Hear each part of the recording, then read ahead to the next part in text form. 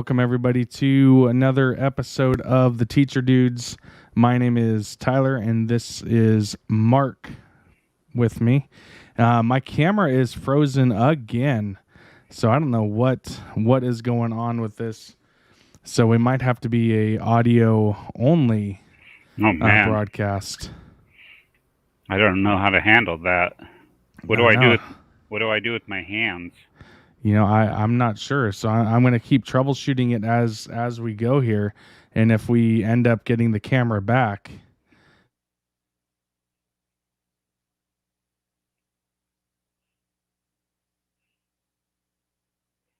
Hello. Is it just me? I don't hear you now either.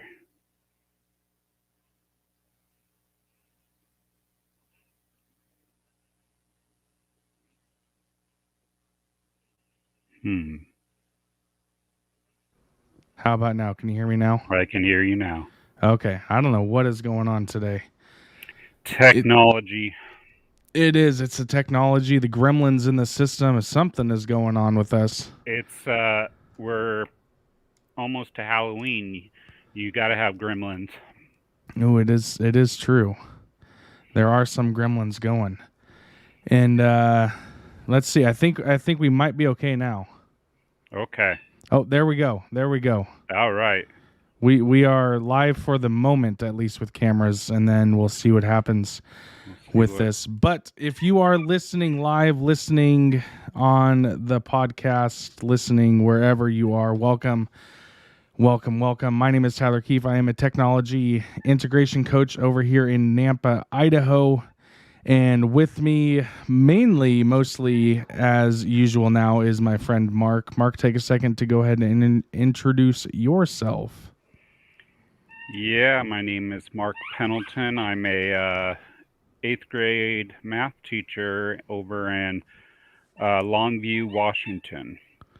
Longview, Washington. Even though your sweatshirt says Pasco Bulldogs. Yeah, I was just wearing this out of the house. I went to dinner with my wife. Ooh. And yeah, we went to a fancy restaurant, so I had to look pretty fancy myself, I mean, was it Red Lobster? No, it was called Parker's.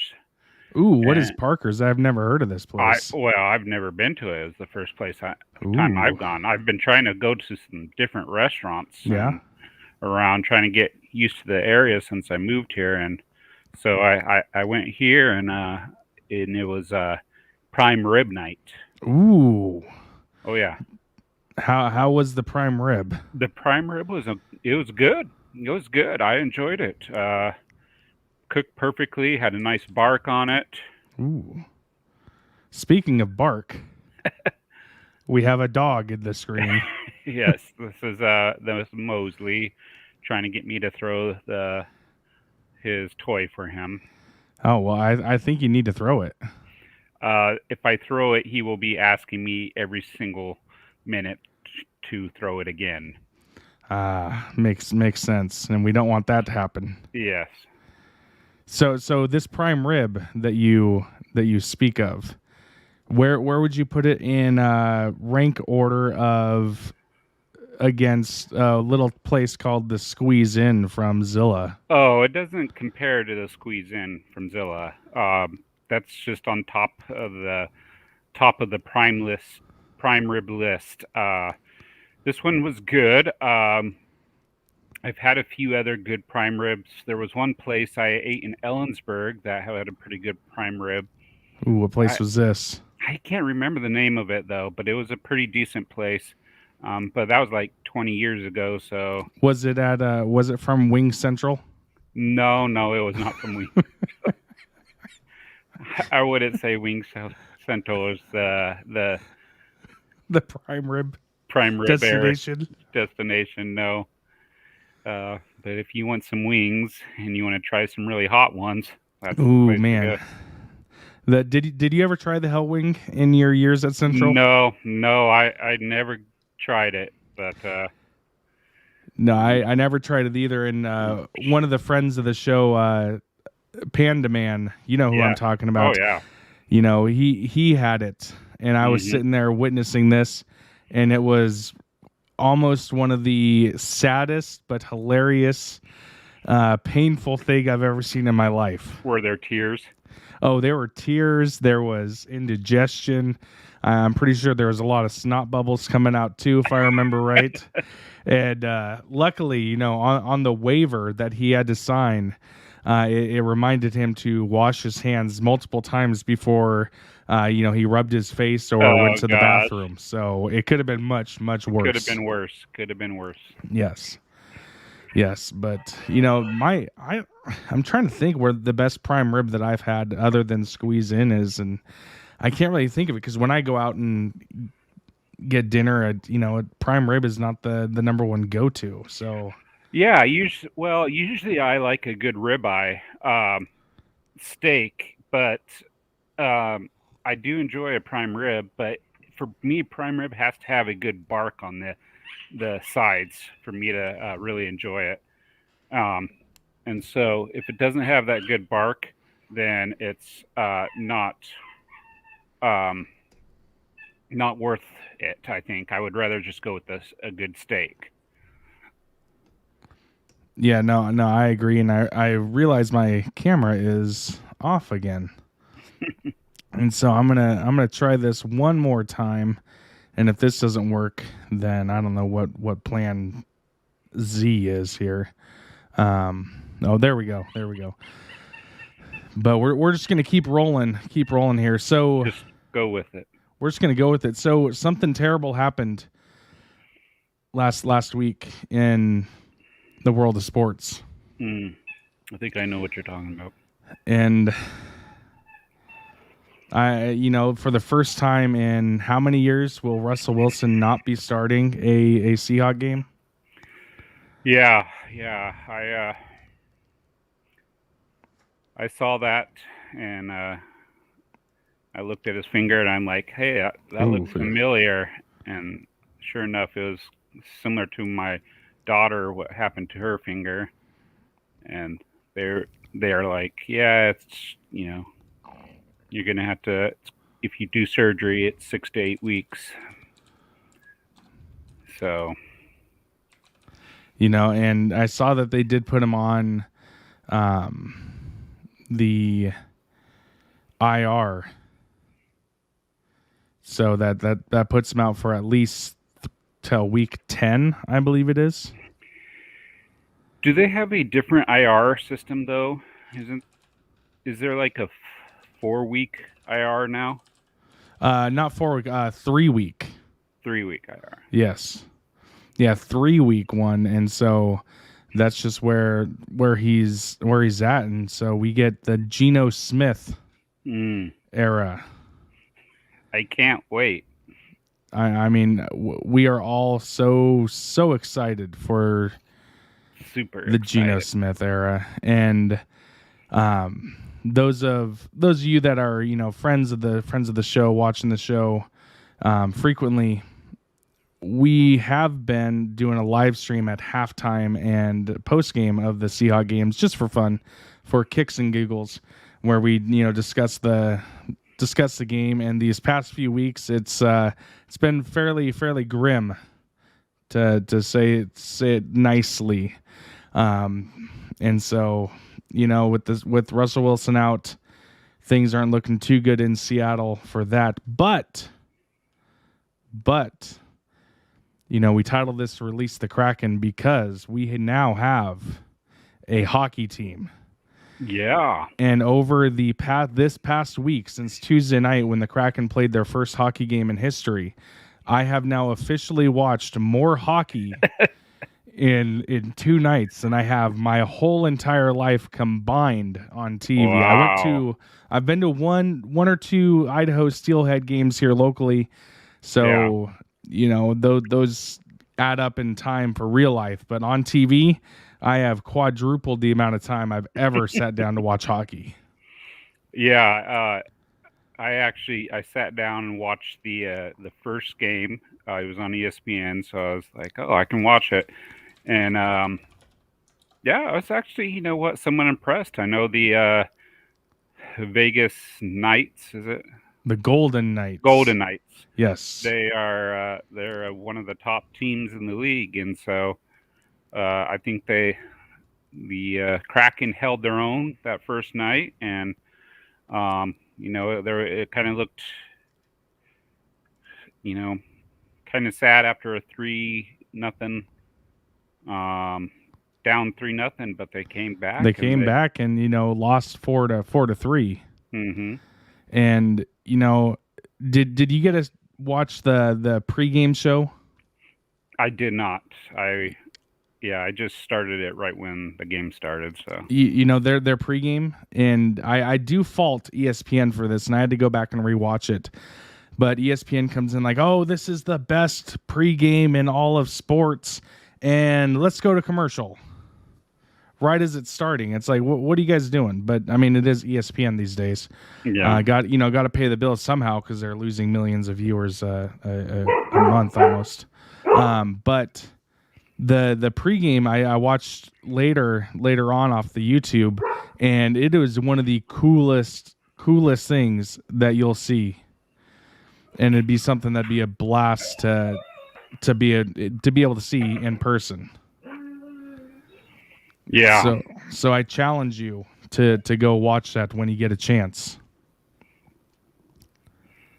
and yeah, that would be. I'll probably have to check that out and see what it's like. Yes.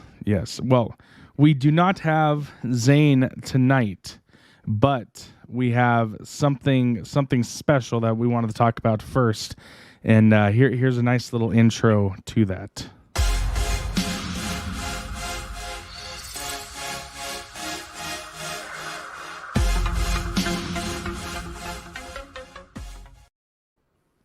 All right, we are going high tech and fancy here, Mark. I've been really surprised. Like wow, look at all these fancy graphics and stuff. Hey, we don't skim on the budget on this show. Yeah, I'm glad you know what you're doing because I was just gonna hold up a sign that I made. Well, funny story. The right when the COVID and everything started, we started doing some, like video announcements to the staff, or not the staff, but to parents and all that. And a neighboring school decided to try to join in on it. And so we've been using this same program, but not as advanced as we're doing now. And so I tuned into one of their live shows. And what I saw was something of pure and utter joy to start this off. You ready for this? Yeah, let me see this.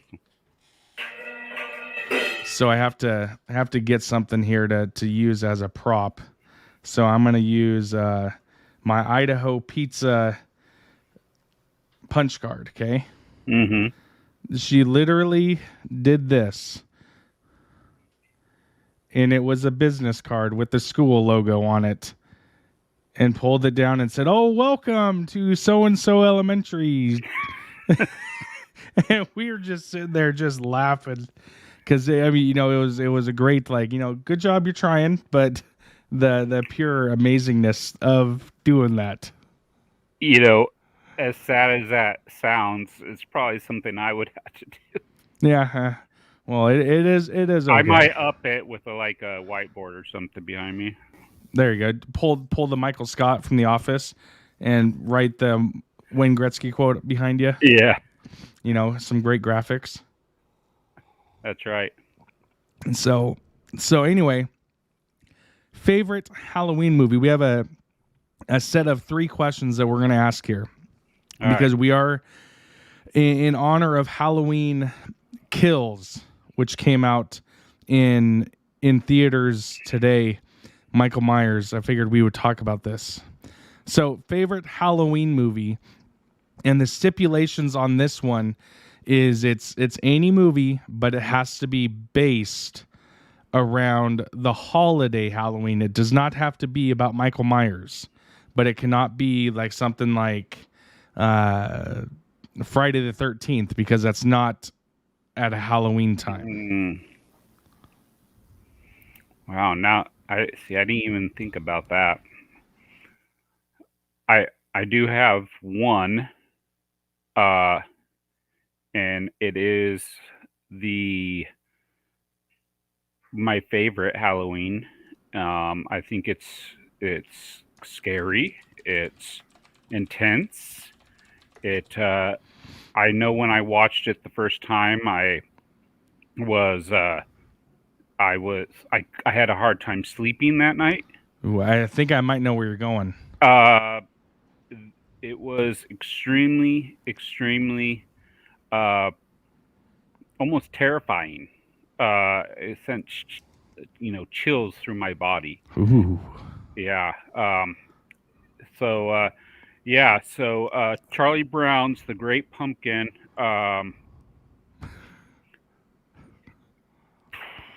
Blew my mind when I was a kid. Like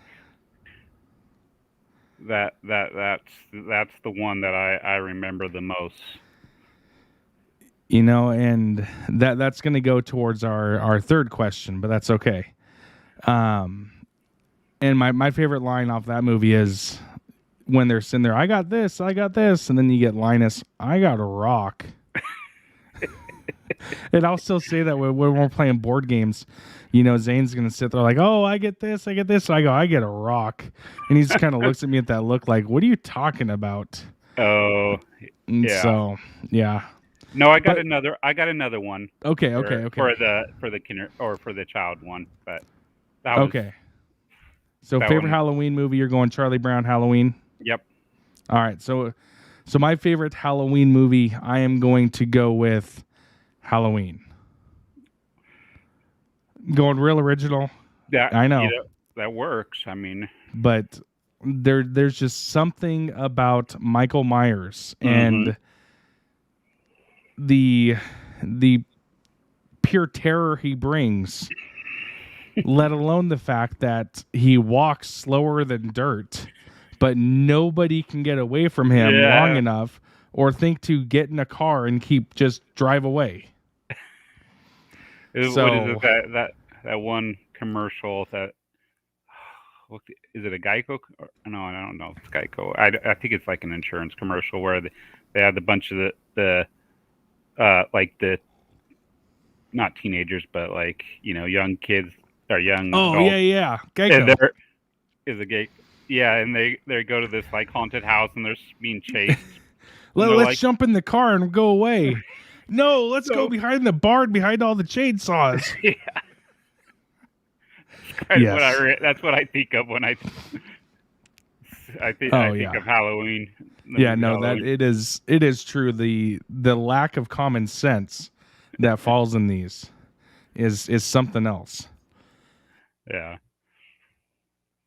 However, I must say this. Have you been to the Haunted World down here in Nampa?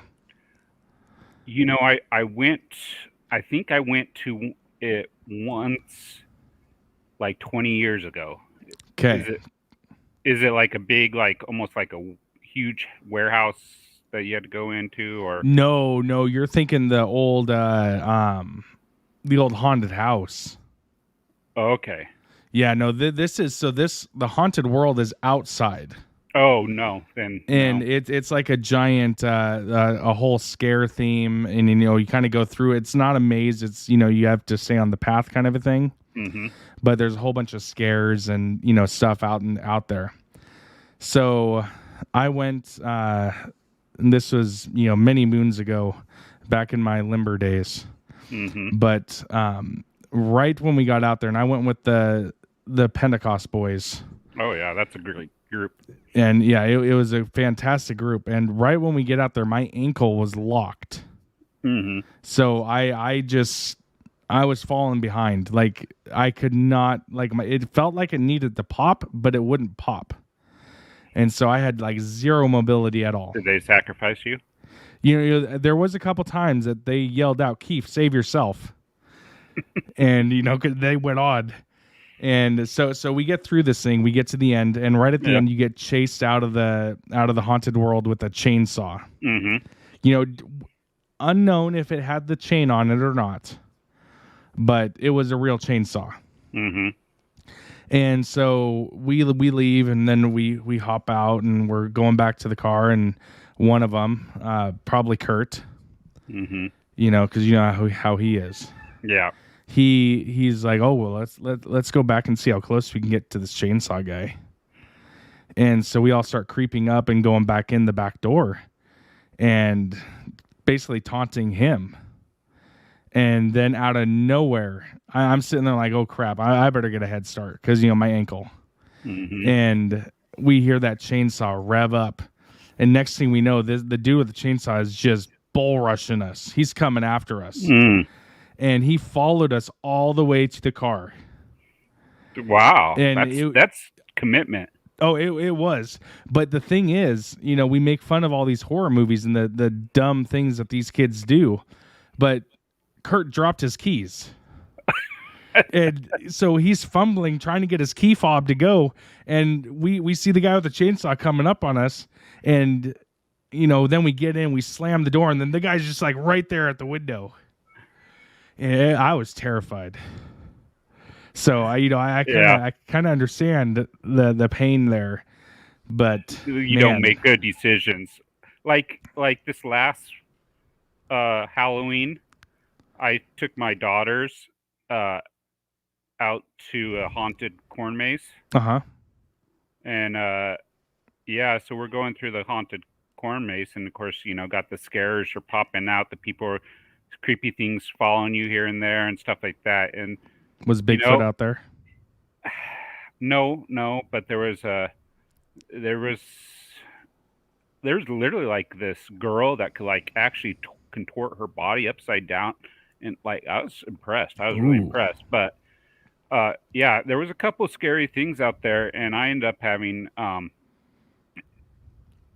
got a little scared, and so I kind of pushed my children at them, and then I ran. I mean, is that okay? Is that good, Dad? I don't know. Well, did you all survive? Yes, but there may be some childhood scars that my children are going to have to go to therapy for. But yeah, we all made it out, but I made it out quicker than the other two. Well, at some point, survival of the fittest, right? You got to do what you got to do. If that means sacrificing your own daughters in a haunted corn maze, just so that you can get out, sometimes you just got to do that. Yeah, I totally get it. So let's move on. Let's go to the next question here, though. Yeah. And this one here, it opens up everything for us. Favorite horror movie. Okay. So where are you going on this? I have an idea where you might go. Ooh, I don't know if you're reading my mind or not. Well, do I need to give you a little hint? Is it a geometric shape? No. I am the leprechaun. Oh, that's a good one. Ah! No, that wasn't what I was thinking about, but I kind of, that one's a little creepy, but it is. I used to do that a lot, though. I used to go up to people and with a flashlight when I was younger and just say, "I'm the leprechaun." Oh, I know. You scared me quite a few times. Yeah, and then you'd be like, "Stop it. Stop, Mark. No, not again. I'm the leper." Yeah, no. I don't know. Yeah, I don't know what I was thinking back then. I think I was possessed or something. I don't know. Oh. Yeah, you might still be. It is true. I did sacrifice my children. Well, like I said. You know what? There's a I don't know, like horror movies. I really haven't watched anything newer. I mean, I think the most classic horror movie is the Exorcist. Yeah. I think that one kind of if there's one that kind of will freak you out, that's the one for me. So The Exorcist. Mm-hmm. I am gonna go with. See this one. It was tough because there's two movies I was really going between, but this one was one that literally scared me for days after, and it is I believe it came out in 2002. Yeah, 2002, 2003. The Ring. Oh, is that the one where they watched a TV and Yeah, they watched this tape. yeah, the tape, and then if they saw the ring or something, then bad things happen to them or something like that. Yeah, they get this creepy phone call and it says 7 days, Mm-hmm. and at the end of the 7th day you're dead. Some way, somehow. Yeah, and so this was while I was at NNU again, and we may have pulled a nice little prank on some of the freshman girls. Oh yeah. And one of the people in our group had seen the movie before. I didn't see this. I hadn't seen it yet, so the movie freaked me out to the point where I had to wash my hair with my eyes open because I was just freaked out. Oh, for days. I thought you had to wash your underwear because you peed your pants. Oh well, yeah, that happened too. But the person that had seen it before, they convinced their RA to let them into this girl's room ahead of time, and they went in and unscrewed the light just enough so that it would flicker. Nice. When it was turned on, and then they had a TV in there, so they figured out. And this is 2002, so we still had static on the airwaves, and so they set the TV to that and put a little bit of water by the door because that was the other thing, it would be wet in there. And so when these girls got back, they opened the door, flicked the lights, and it was just flickering. And then they looked up and saw the static TV and the water on the floor, and it freaked them out. And yeah, so it was a fun time. So that movie is going to be my favorite horror movie. The one I was toying with is the Descent. I don't know if I ever saw that one. It's a really good one. It's about some lady hikers, and they go through these underground caves, and it's really creepy, and there's a lot of good jump scares in it. And so it was a good one. Yeah. And then our last one that we're gonna speak about, which you kind of jumped the gun on, but that's okay, and that is our favorite kid Halloween movie. Yeah. See, my favorite Halloween movie is my favorite kid Halloween movie. So, which is understandable. Mine that we're gearing up to watch here soon, Ernest Scared Stupid. Oh, that's a beautiful one. It's so good. It's written so well. It is. And the acting is superb. I thought Ernest should have won an Academy Award for it. Dude, how did he not? I don't even understand why Ernest hasn't won multiple Academy Awards for some of his work. I mean, he is a legend. It was sad that he passed away early, but the guy was a genius. He really was, and he played multiple roles in every movie. Every movie he was, he played, the sergeant guy, the old woman. Looked like my grandma. Yeah.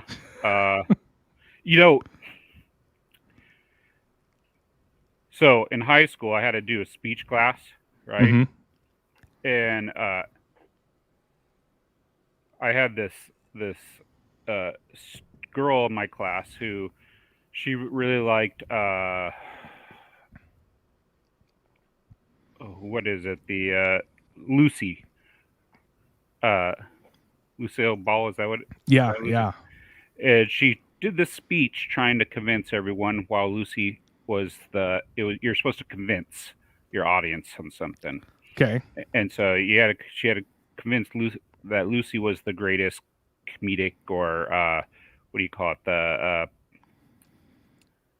they call it Like, comedy, like when they use their facial expressions, or physical actor, I think, physical okay. comedian. Okay. Yeah. And I looked at that and I listened to her presentation. I'm like, that's garbage.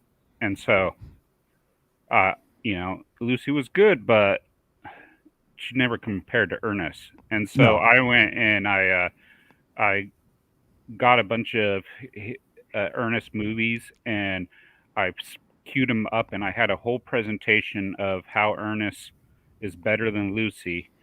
Uh, and I showed clips of, and one of the clips was he's can play multiple people in the same movie, Oh and yeah. I showed several of those, and the girl was not real happy with me after that. But you know what? I made my point, and all I had to do is show evidence, the videos, and I really didn't even have to talk that much, because the the the, the videos, the movies, spoke for me. Ernest had a good body of work that spoke Oh for yeah, itself. oh yeah. Uh, Especially like, did you ever see Ernest Goes to Camp, well, yeah, that was the original, wasn't it? where the turtles fly in Oh yeah, the and they turtles. have to parachute down? I always loved it when he like he the golf cart or whatever that would go by randomly Just out of nowhere. out of nowhere, or he had to unplug the toilets and stuff. And then Ernest saved Christmas. Oh, I that's a mean, good one too. just some classics. And Zane, Zane actually watched Ernest Scared Stupid last year for the first time, Yeah, and then he did a full movie review on Ernest Scared I Stupid, remember or not watching Ernest that. Scared Stupid. Sorry, Ernest Saves Christmas. Mm-hmm. Did you watch that? Oh, yeah, I think I did watch that review. It was well done. It was just superb, and he Mm-hmm. really caught the essence of Ernest. Yeah, I would say the genius that he is. Oh yeah, it was pure genius. I'm glad. I'm glad you're raising another generation to appreciate a legend. I know my girls have seen all the movies themselves, and they absolutely love them. As they should. And so, it's something that is important to keep on, so that people won't forget the legend that he was. And I try to do my best. I just hope that others out there will also take time to share with their children the gift that Ernest was. I agree. And if you're watching live or watching the replay, here is a picture. It's very pixelated of Zane doing his Ernest impression there. Um, I couldn't get the download, the high quality download of that thumbnail from that video, but there it is. And I am excited to watch Ernest Scared Stupid again with him. Yeah. But okay, so enough Halloween movies. Mm-hmm. Although I don't know how you can have enough Halloween movies. I mean, let's be honest. We could watch them all year long. But now that we're eight weeks into the school year, and titled this one Release the Kraken because the Kraken hockey team, but also because we've both had a chance to kind of grow into the year and kind of get our footing for this school year, and it's kind of time to just release and become ourselves and do our thing. So how are things going for you, Mr. Pendleton, in your 8th grade classroom?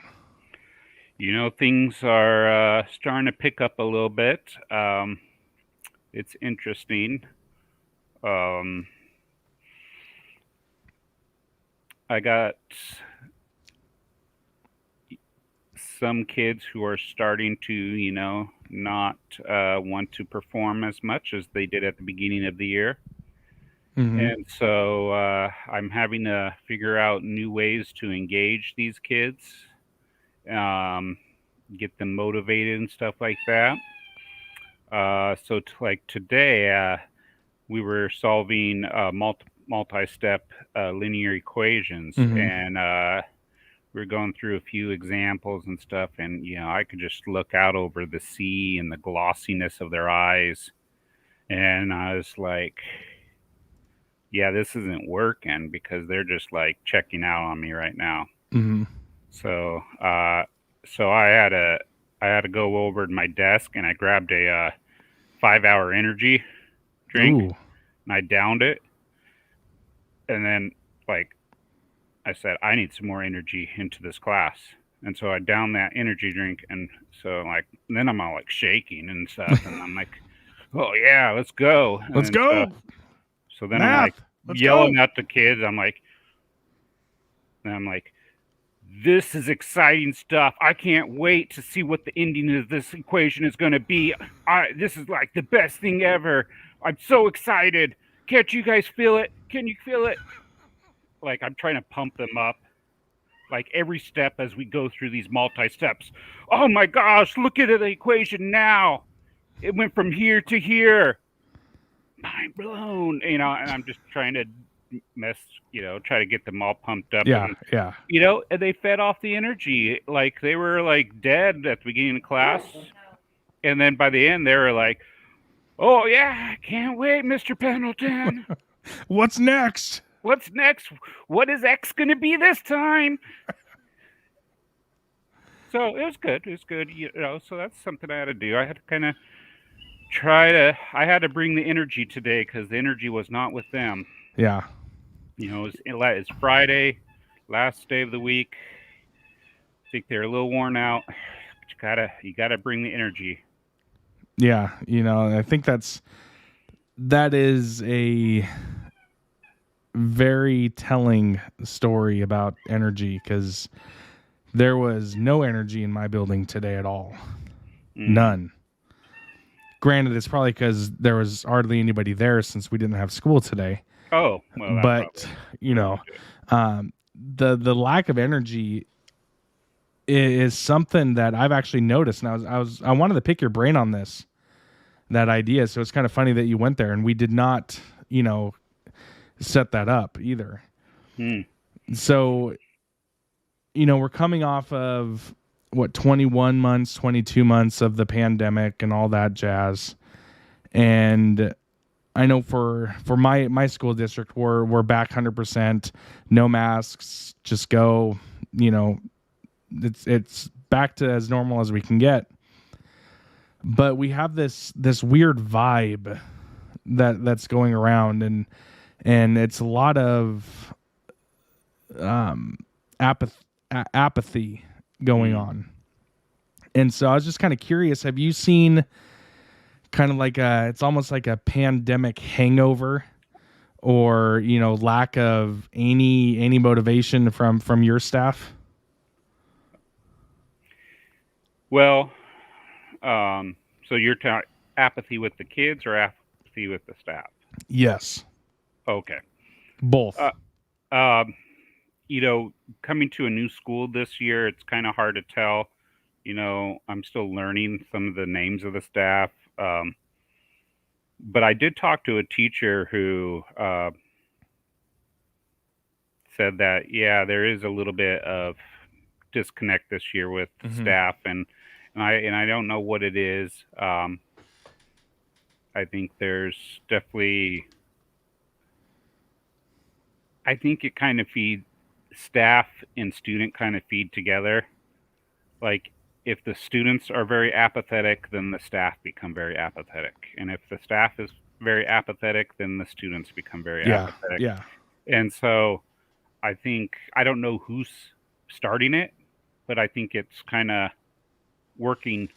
Maybe both people, both groups are at fault there. But, I've seen it with some of the students, where they've almost forgotten how to be a student, And so if you've forgotten how to be a student, then you don't you forget what it takes to be the best student you can possibly be, you know?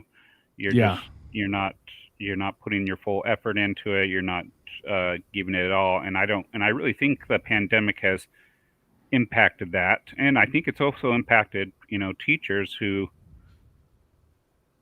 had to take this past year and a half and had to do so much relearning and doing things different, and then they got to go back into this year, and then kind of they're almost doing stuff. They're almost doing what they used to do before the pandemic. Plus, Right. they're adding in all the new stuff that they're doing this now that they've learned it from the pandemic. And then I think that combination is probably a little bit too overwhelming or a little tiring, I would say, for Yeah. some of them. Well, and do you feel that the teachers have a lot of pressure on their shoulders? Yeah, I feel like, you got kids who really checked out for a year and a half, Mm-hmm. and you didn't see them participating in, online. You didn't see them coming to school. Uh, they weren't turning in their work. And There's they a didn't lot, have to. and they didn't have to, and so there was a lot of. So when you take any kid and you just basically take a year and a half away from their education, they're going to come in behind from where they need to be. And Right. so you got a lot of catching up to do, and a lot of you got some kids who actually work during that time, and they're probably okay, but you got quite a bit of kids who are just so far behind that you're supposed to be teaching eighth grade skills, but they're sending, they're still at sixth grade level, um, just because they've taken the last year and a half off. Well, and you know what do you do in those situations? We talk about, for me in the elementary land, the analogy that I heard recently was, kindergarten teachers, they just kind of get what they get, and they have Yeah. to gauge their students and figure out where they are, and then but they still have to push forward and get them where they need to get them, Hmm. however they're going to do. And so kindergarten teachers have seen this forever, but now, like you said, we're seeing eighth grade teachers that are seeing that, and then it's the constant complaining that, these kids are so low, their previous teachers, blah blah blah. And but at what point, and I'm going to be very blunt with this, is at what point do teachers need to just shut up and buck up and realize that you get what you get. It's our job to push them forward. And like you were just saying, they're doing that 5 hour energy thing, and trying to get the energy up, and your kids bought into that. Hmm. At what point do we need to remember those little tricks and do what we can? Because an engaged kid is going to learn 3, 4, 5 times quicker than the apathetic kid that's sitting in the back like, don't forget this. Yeah. And so I am torn, because you know some of the complaints that I hear around the district, and then with a couple of friends that I talk to across the country, is things that's like, why are you complaining about this? This is your job. Like, Hmm. we didn't used to complain about this before the pandemic, so why are you complaining Well, about it I wouldn't now? say that. Well, I've yeah, we I've shouldn't heard have. there's teachers who've always complained no matter what, Oh even yeah, before that the that is true. But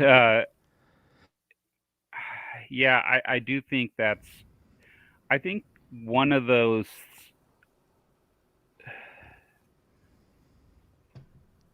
I think what teachers really struggle with is they don't, because of the impact of the pandemic. Um, they, in a way, sometimes are giving themselves a pass. Yeah. Sometimes, and not every teacher, but some teachers are, and they're saying, well, this. And to a degree they can, because it wasn't their fault that this, and it wasn't the teacher before them their fault, and Right. everything else. Um, but but I do think, you know, a stigma. There's a stigmatism. Is that stigma? That's the word I was thinking of. The stigma of, you know, oh, this kid didn't do anything for the last year and a half. Let's just focus on, and that kid's now back in the class. We don't need a he or she obviously didn't do isn't devoted to their education. Well, that's not necessarily true. There could be Right. a lot of reasons why that kid didn't do anything for the last 2 years. It could be the kid because parents didn't push them, Right. and so they saw no need, or it could be there was some other life-altering thing that was going on during that time, uh, or they just didn't have the resources. They just couldn't function online in that environment. You know, there are kids who can't do that really well. They need the in-class thing, you know, in-class environment. They need that social piece. You know, we look at kids, some of these kids, keeping them home has caused a lot of damage to their ability, their social, Oh yeah. emotional uh, lives, you know. And I'm not going to say, hey, you know, to these kids that you're, you know, to some point we had to say, well, you got to move on, right? You can't just, Right. you can't use that social emotional thing for an excuse forever. But we do have to recognize that there is pieces of that, and getting kids back out of that mindset, and then also teachers out of that mindset, I think is something that's just going to have to continue to work. And everybody has pandemic fatigue. Oh You yeah. know, this is something that was supposed to be what, 6 weeks, and then we were supposed to be done with it. Not even 6 weeks. It was supposed to be 15 days. Yeah, 15 days, whatever the curve, right? Yeah. And we're now a year and a half into this, and where people are just done, and they're done with excuses, and or you know, they're done with a lot of things. They're just tired, so they're ready to just move on. And but you have to pick up those broken pieces that were behind. You know, you can't just move on sometimes without picking up the broken pieces. Well, that's that's the thing is we want to move on, but we can't because we do have to fill all these gaps. Hmm. And it's almost like, yeah, I mean, it truly, really is. It's almost a disservice to our kids to we see these gaps and then we have to assume that they have to go back and do things. If you're an 8th grade teacher, that you have to go back and do things at a 4th, 5th grade level. But it's also a disservice to not utilize the tools that these kids have learned over the past 2 years. With, it's not so much about how to do math and how to do this and that, but they've learned, a quality skill that us adults even do now, and that is being able to find our own information. Yeah. And I'm sitting here thinking about, a while ago we had to change out the garbage disposal. Hmm. What did I use to go figure that out? YouTube. The YouTube. I used the YouTube, and it taught me how to do it. I saw it, I did it, and the garbage disposal works. Hmm. I got the task done. And it's almost like for teachers today now, yes, is it a lot of work to create videos to have the kids watch? Absolutely. But is it so or too much of an ask to say, hey, can you record your lesson while you're teaching it so that a kid can access it later? If they don't know how to do something, they could rewatch you.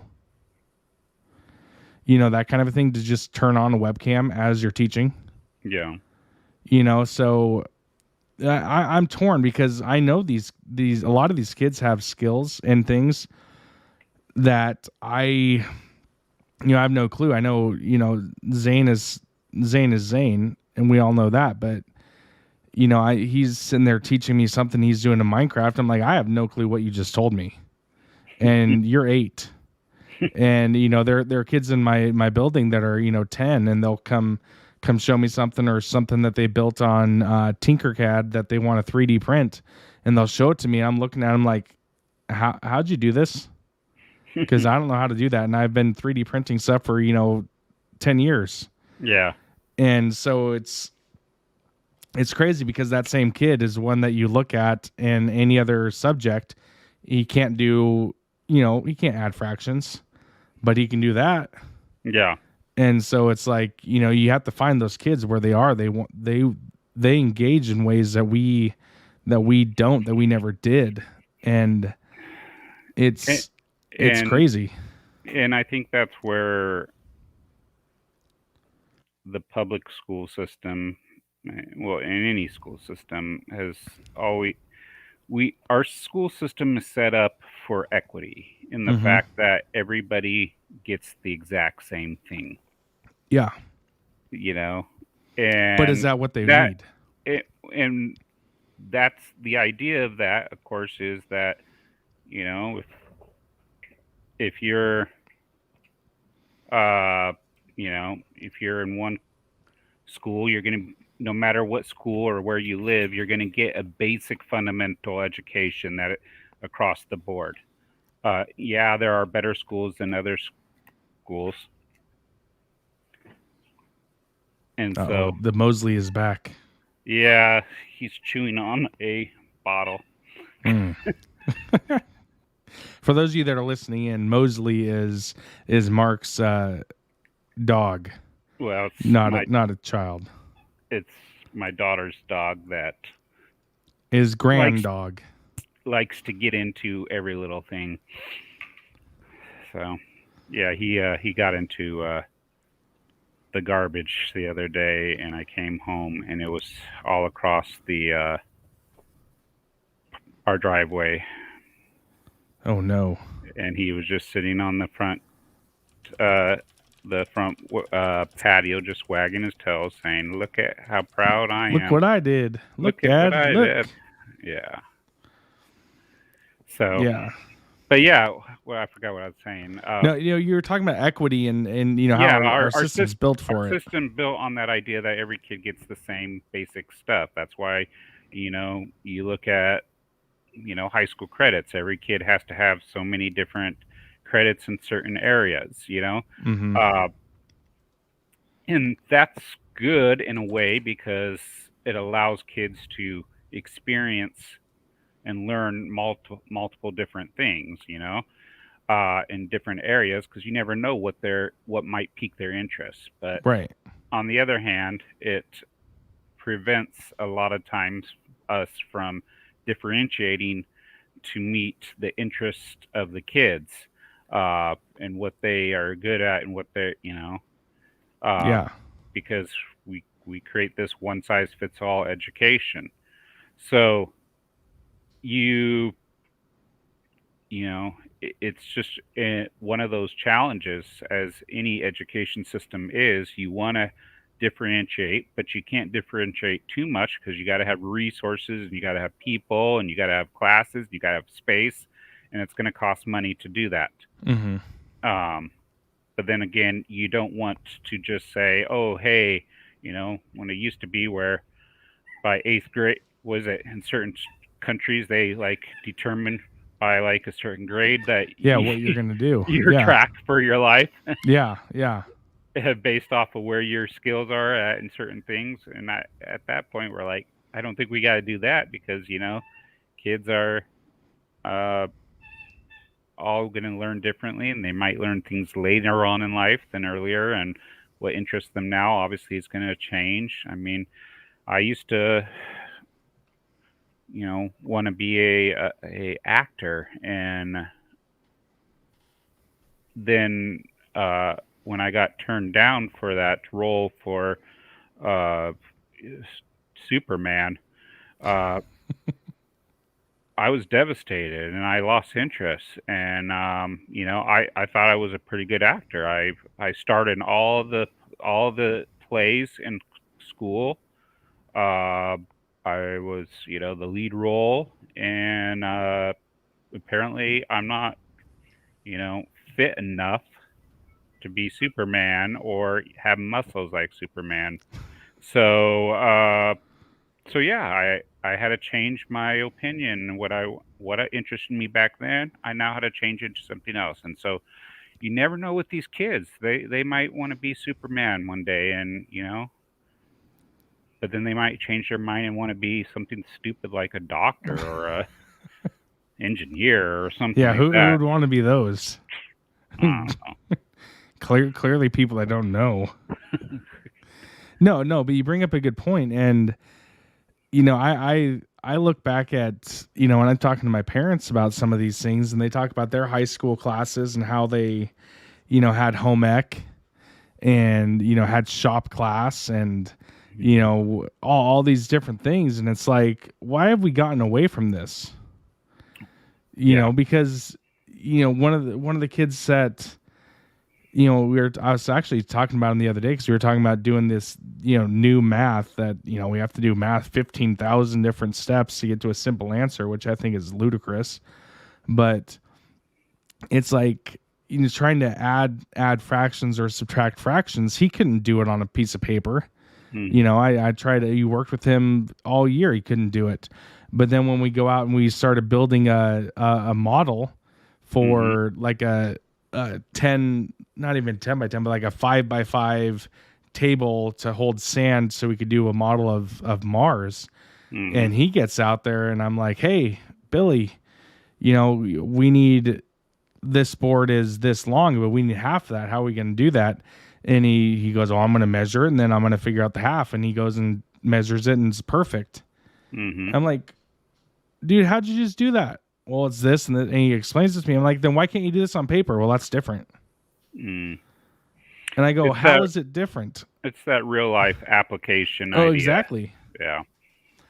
And so I think, we need to get back to that as best as we can, but it's tough because you're right. You're over in Washington, I'm in Idaho. We have these different, all these different pressures of the state standards that we're supposed to do and how we're Mhm. supposed to do it. And so it's almost like the creativity, the joy of teaching is kind of gone in some aspects because we have to teach it a certain way. Well, and you get, obviously, the two big skills that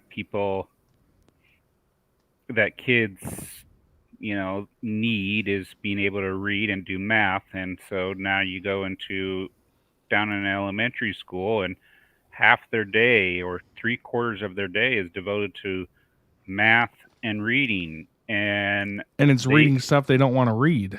yeah, and so now they're sitting here and teachers are having to cut out science, they're having to cut out social studies, they're having to cut out other things that used to be, you know, a bigger part of their curriculum when we grew up. When we grew up, Yeah. I don't remember spending forever on math and science or over half the day on it. No. I No. remember saying, okay, here's my math time, here's my ELA time, and then let's then I had my science time and my social studies time, and then it seems like we have other times for other things, and so we really got to do a lot more integration. I felt Oh, within a yeah. lot of stuff, and we learned how to read and write and do math through our science and through our social studies and through our other subjects and stuff like that. Yeah. And Yeah. so I think, if we want to get back to some of that, I think we got to get away from doing all these. And it's hard because, how do you tell a kid who doesn't know how to read um, what, that they had to, they have to go and they have to not get science or social Right. studies, Well, Uh, and that's another thing I wanted to say, and my camera's off. It's kind of wigging out again, so I want to make sure it's good. Okay, I thought you were just putting a close-up picture Well, on me. we easily could just have the Mark show. I don't mind. I mean, I like. Well, yeah, whatever. When you did that, I'm like, there's Superman. Really? It's Clark Kent. Who? But but it's it's one of those things when you look at it, and if you were to dissect the word history, you get two things. You get his story. And when you're talking about reading and literature, his story, history. It's like, why can't you teach the literary elements through history? Because it's got characters, it has a setting, it has a plot, it has the climax, it has the villains, it has all these things. Why in the world do we have to be talking about some bunny hopping through the forest, scooping up field mice, and bopping them on the head to learn how to read? Well, I don't know if you can get rid of that. I mean, that's... Well, I mean, Little Bunny Foo-Foo is, that's a classic. Yes. But, but why can't we, if the kids are interested in learning about our history and, in our science, you can learn. Yeah. Why can't you learn about how to read through science when you're teaching them about the life cycle of a shark? What kid isn't interested in sharks? Oh yeah, I love sharks. So it's, I don't know, it's an interesting time to be in education, because we literally have more information at our fingertips, but yet we're digressing to spending, like you said, a good, half the day learning how to do reading by reading the same 3 pages 14 times and taking a test on it on Friday and thinking, okay, you learned how to read. Good job. Well, that's why I don't like, well, one, I can't really read, but two, I don't want to be a reading teacher because I couldn't do it. Yeah, no, even though technically, everybody says we're a reading teacher, in all subjects, and I had to teach reading skills when I teach math, and I've had to teach reading skills when I teach science. So, but I would rather teach it that way than have to teach it through, some of these ways that they already have. But, I can't really speak on a lot of it because, I mean, I never really taught reading I guess I did teach a couple reading classes, but yeah, I do think there's definitely something that needs to change in education, but I also don't know what the exact answers are for it. And like I said, there has to just be more, you have to then put the money in, the resources to make it happen. And I think it's interesting that the United States puts in, a good chunk of money and resources per kid compared to the rest of the world. Yet we still are like, I don't know, 50th in the world or something like that. Yeah, it's something crazy now. But we're like I want to say like the top 10 in spending per child. And so, it's one of those things where people want to see results. I don't think people wouldn't mind putting money into education if they saw the results from it, Yeah, we're not seeing it. And, I feel weird saying this. This will be my last little point on this topic before we close up. we're becoming a place, and I feel weird saying this because it's something I love the most, but where schools are now basically a breeding ground for sports stars. Mm. Where they're just getting through to be able to get to the next level, to be able to play sports, because in middle school you get through enough to be able to play high school football. And in high school football, depending on where you're at and what state, those high schoolers are glorified. And and then it goes to college and then pros, where the yeah, you can play football, and yes, I would love more than anything else to be able to play football and make millions of dollars. But we started the show talking about Russell Wilson, and he's making millions of dollars playing football, and yeah, he's having an impact on people's lives. But in all reality, who's having more impact on people's lives, the teachers or Russell Hmm. Wilson playing football? Well, I would agree with that to an extent. I think football is one of those things because it is such a expensive sport Mm-hmm. and that it has to be ran through um, the school system. But I would I would say that any other sports that are out there, baseball, basketball, Are it's equally as important. well, they're not being ran through the schools anymore. No, In fact, it's all club sports. it's all club sports, volleyball. So a lot of these kids who are getting college scholarships in those other sports are already, most of them are being invested in early on by their parents or by sponsors or whatever. Yeah, Um, and I've seen the opposite, where I've seen the high school sports starting to lose a lot of the lux. Kids are not playing the sports that they used to, right. because they are putting all their time and money and investment into playing these club sports.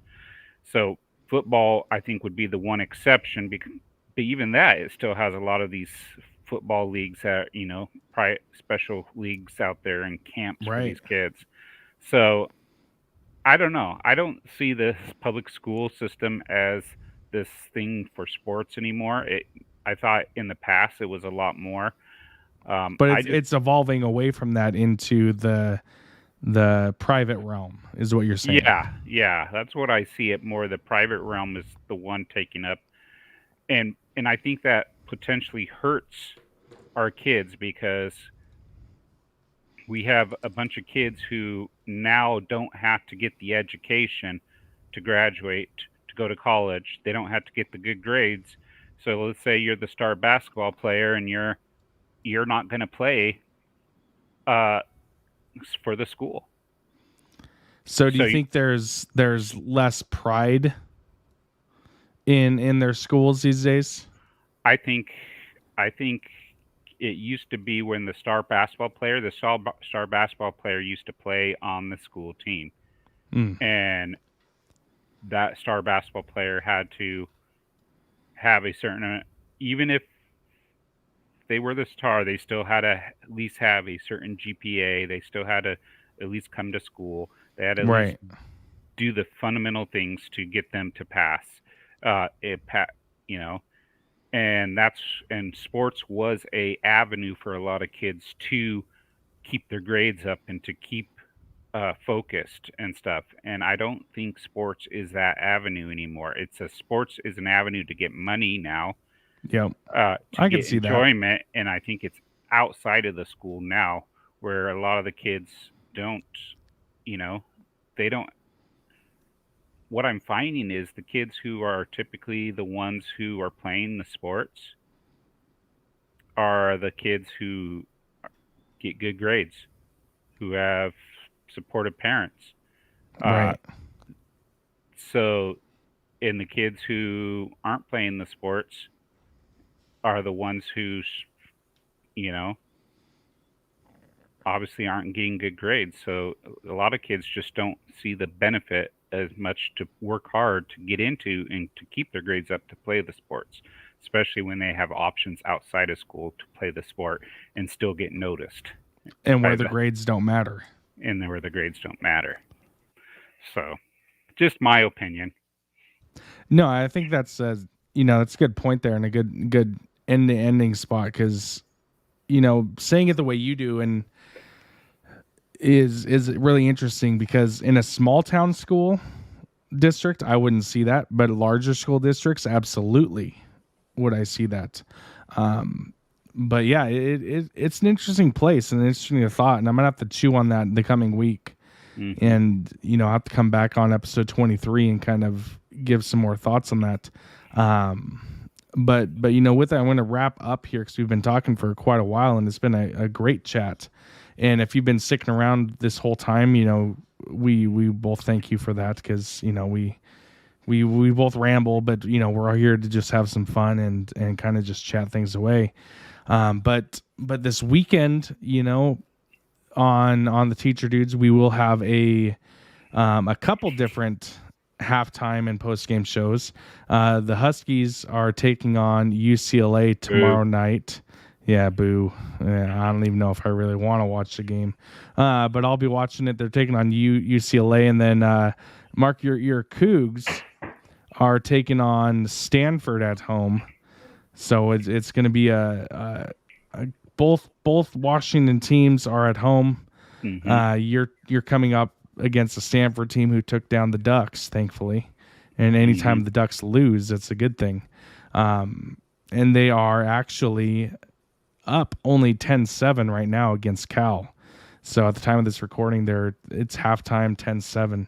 But then on Sunday night, Mark will hopefully be joining me, depending on our schedules, with the Seahawks halftime and post-game shows on that. So be sure to like, subscribe, and all that fun jazz to get those notifications to, hear our analysis of those, because it's much different than, us talking about education, but it's also a lot the same, and that made no sense at all.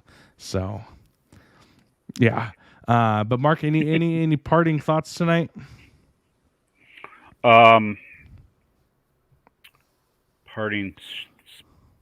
thoughts. I think during this Halloween season, I think it's going to be important that we scare the living daylights out of our children. Oh yes. And I don't think you're not a good parent if you don't. So I encourage all of you to traumatize your children in some way or somehow this Halloween season. In a fun way. Yes. Don't chase them with knives, but again, right? Yeah. I'm still getting over that with my parents, but well, I don't want to go down a rabbit hole, but we need to get Joyce on here to confirm the story about Bigfoot. Oh, okay, that's true. But all right, well, thanks for joining us on this episode. This has been episode 22 of the Teacher Dudes, titled Release the Kraken. If you want to join us on a future episode, we would love to have a guest on our episode at some point in time. Send us a message on the Facebook or the Twitter. You can find me at Keith67, and we would love to have you on the show. But until next time on the podcast, we will see you later, but then I will see you tomorrow, and then Mark and I will see you on Sunday.